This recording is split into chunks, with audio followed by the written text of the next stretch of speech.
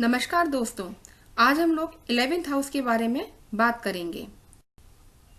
एकादश भाव यानी कि 11th हाउस मनुष्य को प्राप्त होने वाली प्राप्तियों के संबंध में एकादश भाव सर्वाधिक महत्वपूर्ण भाव है।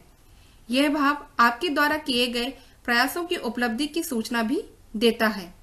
11वें भाव का फल 10वें घर की ऊर्जा से निर्धारित होता है। 11वें भाव के कारक ग्रह गुरु हैं। कालपुरुष की कुंडली के अनुसार इसमें कुंभ राशि होने के कारण इस भाव के प्राकृतिक स्वामी ग्रह शनि हैं। इस भाव को आय या लाभ या ज्ञान भाव के नाम से भी जाना जाता है। यह भाव एक उपचय स्थान भी है। भाव के रूप में एकादश स्थान को शुभ माना गया है। यह भाव हमारे जीवन में वृद्धि का सूचक है। तो आइए विस्तार से 11वें भाव के बारे में जानते हैं। प्राप्ति का विचार। आय। आज का युग अर्थ युग कहा जाता है, इसलिए जीवन में धन की अहमियत बढ़ गई है। सभी लोग ये जानना चाहते हैं कि उनकी आय कैसी होगी। इस विषय के विचार में यह घर महत्वपूर्ण भूमिका निभाता है। लाभ।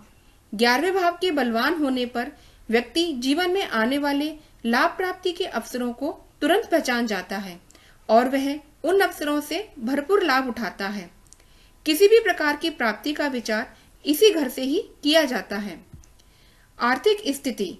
दूसरे भाव के साथ साथ इस भाव की बेहतर स्थिति भी व्यक्ति की आर्थिक स्थिति को प्रभावित करती है। इस भाव का अच्छी आर्थिक स्थिति में बहुत बड़ा योगदान होता है। सरकारी आय। सरकार को टैक्स के रूप में मिलने वाली आय को भी इसी घर से ही देखा जाता है। ब्याज। ब्याज के रूप में मिलने वाली आय भी इसी भाव की अच्छी स्थिति पर ही निर्भर होती है, क्योंकि ब्याज से मिलने वाली आय प्रत्येक व्यक्ति को लाभकारी नहीं होती है। महत्वाकांक्षाएं। इच्छा पूर्ति। जो इच्छा हमारे लिए अर्थपूर्ण हो व नैतिक रूप से सही हो, उसकी पूर्ति का भी इसी भाव से ही विचार करते हैं। कर्मों की सफलता। यह भाव दशम भाव में किए गए कर्मों का फल होता है। आपके द्वारा किए गए कर्म व योजनाओं की सफलता का फल इसी भाव पर ही निर्भर होता है। लक्ष्य। यह घर हमारे व्यक्तिगत लक्ष्यों व महत्वाकांक्षाओं को भी दर्शाता है। आगे बढ़ने की हमारी क्षमता, हमारी आकांक्षाएं आदि सबका प्रतिनिधित्व करता है। कीर्ति। यश व सम्मान प्राप्ति में भी महत्वपूर्ण है ये भाव।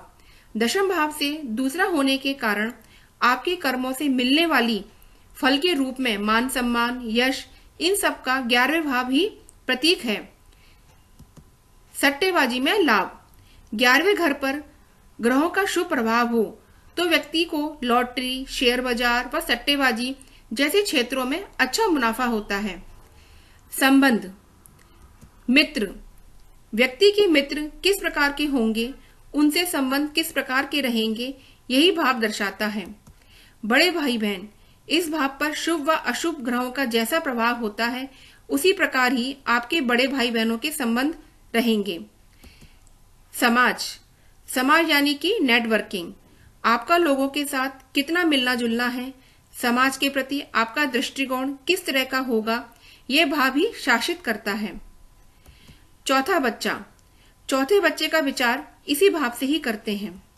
अंतर्राष्ट्रीय संबंध, देश का उत्पाद, अंतर्राष्ट्रीय व्यापार, अंतर्राष्ट्रीय संबंध, अंतर्राष्ट्रीय आय, इन सब का विचार इसी भाव से करते हैं, क्योंकि ये दशम से दूसरा है और दशम भाव सरकार का भी है। Team work. जिन व्यक्तियों का काम टीम वर्क पर निर्भर होता है, उनके लिए भी यही भाव महत्वपूर्ण योगदान देता है। इस भाव की शुभ स्थिति ही टीम के साथ अच्छा तालमेल बनाए रखती है। शारीरिक अंग। बायां कान, बाईं भुजा, पैर की पिंडलियां, इन सभी अंगों पर यही घर शासन करता है। अन्य पक्ष। रोगों से मुक्ति। 12वें स्थान को अस्पताल का घर कहते हैं। 11th हाउस 12वें से 12वां होने के कारण रोग से मुक्ति, अस्पताल से मुक्ति भी दिलाता है। पिता की छोटी यात्रा। 9वें भाव से तीसरा होने के कारण आप पिता की छोटी यात्रा का विचार भी इसी भाव से ही कर सकते हैं। सरकारी नीति। सरकारी नीति किस तरह की होनी चाहिए जिससे समाज को लाभ हो और सरकारी नीति सफल रहे, ये सब इसी भाव से विचार किया जाता है। सलाहकार, 11th हाउस का कारक ग्रह गुरु है और गुरु ज्ञान के प्रतीक हैं। इसलिए इस भाव में शुभ ग्रहों की युति व्यक्ति को अच्छा सलाहकार बनाती है। सुख समृद्धि, जब किसी जन्म कुंडली में 11th हाउस बहुत मजबूत स्थिति में होता है तो व्यक्ति अनेक प्रकार की भौतिक सुख सुविधाओं को भोगने वाला होता है। व्यक्ति के मन में आशा का संचार होता रहता है। काम वासना, तृतीय व सप्तम यानी कि तीसरा हाउस और 7th हाउस के साथ साथ 11th हाउस से भी व्यक्ति की काम वासना का विचार किया जाता है। तो इस प्रकार दोस्तों ये थे 11th हाउस के गुणधर्म, जिनके माध्यम से हमने 11th हाउस को विस्तार पूर्वक जाना। अगर आपको मेरी वीडियो पसंद आई हो तो लाइक करें और चैनल को सब्सक्राइब करें। धन्यवाद। आपका दिन शुभ रहे।